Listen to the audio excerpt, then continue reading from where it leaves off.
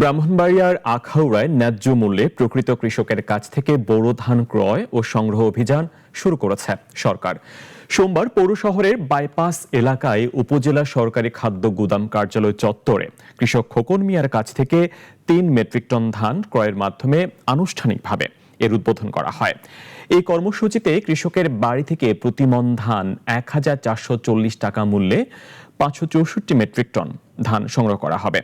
ধান সংগ্রহ কার্যক্রম চলবে ৩১ আগস্ট পর্যন্ত। কোনো কৃষক যেন হয়রানির শিকার না হন এ বিষয়ে কঠোর নজরদারি রয়েছে বলে জানিয়েছে প্রশাসন।